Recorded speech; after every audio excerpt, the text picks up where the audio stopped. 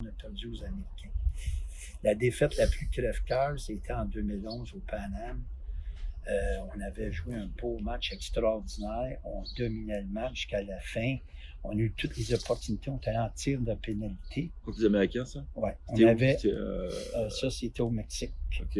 Puis on avait une de nos filles, elle a fait un super lancer. Elle n'a pas été chanceuse. Elle a pogné, fait un skip, pogné le poteau. C'est resté sa ligne début. Elle avait les Olympiques des mains. Poupou.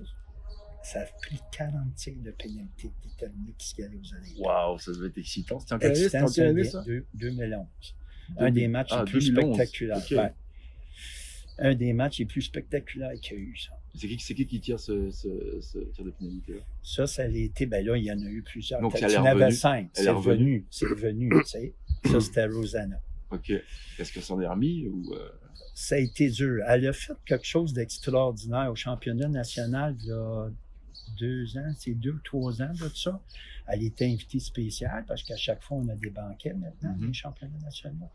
Puis elle a exprimé tout son rêve, comment il s'était effondré, puis de se remettre de tout ça, puis de réussir. Il faut le faire, là, tu sais. Elle dit, j'ai pas été capable de qualifier l'équipe. On va lui rendre hommage avec ce petit enregistrement-là. Je pense que ça va lui faire plaisir. Ça va lui faire plaisir. Et ça, quand on parle, ça vient encore te chercher. Ouais, c'est des blessures, des cicatrices qui s'effaceront jamais, ça. Moi, tu sais, j'ai des moments comme ça où dans la carrière, tu sais que c'est là, puis tu contrôles pas forcément ce qui fait l'autre. Hein. Ouais. Tu contrôles pas. Ça a été difficile pour elle, puis toute l'équipe aussi, c'était très dur, puis ils n'ont pas été capables de se qualifier, puis nos chances, on les a eues, on n'a juste pas été aussi opportuniste, comme on dit. Choisir les bons mots, là, grandement. On n'a pas été d'autres m'ont dit, vous avez choqué, mais tu sais, il faut que tu prennes les bons termes. Les athlètes, ils se dévouent. Je connais pas un athlète au monde qui fait exprès s'il s'en va, il prend un tir, tu t'en vas en échapper, il va faire exprès de manquer. Non. Si je savais ça, je prendrais un fusil, je ferais bien. Non. C'est sûr que quand ça arrive sur le coup, tout le monde est déçu, ça prend du temps, faut que tu te relèves, faut que tu recommences, mais c'est ça qui est difficile, tu sais, dans notre métier.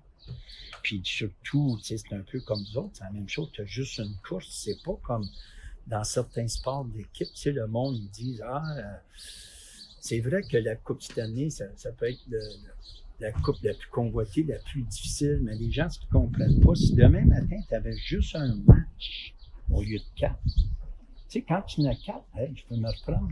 Ça change tout, là. Maximum pressure. C'est la différence des Olympiques avec la Coupe cette année. Moi, je dis demain matin, je joue juste un match, puis on va regarder comment l'équipe de la Coupe cette année, où elle a fini.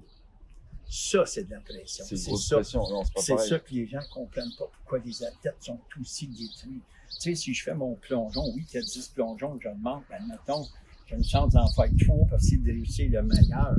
Le seul là, tu prends la meilleure note.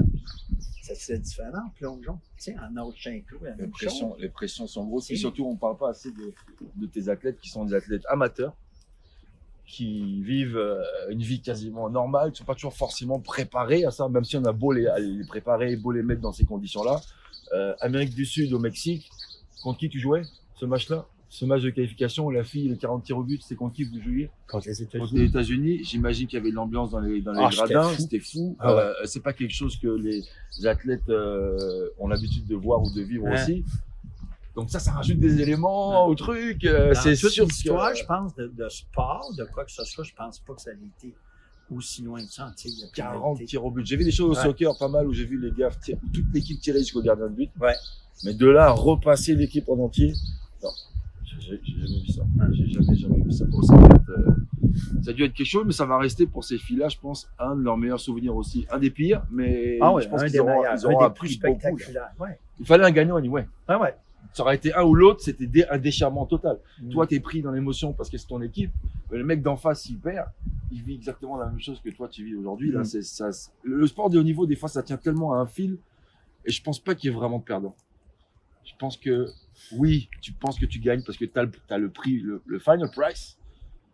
Mais quelque part, est-ce que tu as un prix là? Parce que les filles ont été cherchées là, je pense elles vont toutes être reliées pour la vie. Même dans la défaite, c'est incroyable ce que tu peux bâtir. T'apprends beaucoup là. Bon, en tout cas, merci beaucoup, Dan. Ouais, ça fait plaisir.